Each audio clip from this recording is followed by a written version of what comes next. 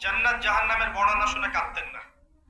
যখনই কবরের কথা আলোচনা হতো, কবরস্থানে যেতেন, দরদর করে কাঁদতে থাকতেন।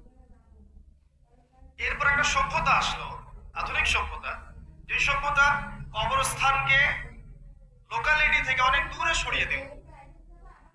সমাজ একটা, গ্রাম একটা, কবরস্থান অনেক দূরে। মানুষ মারা গেলে তাকে দূরে কবর দিতে যেতে হয়, তাই না?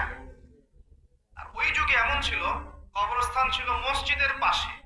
এখনো দেখবেন নববী, মসজিদ নববীর পিছনে আছে না বাকিউল গারকাত, সাহাবীদের কবর।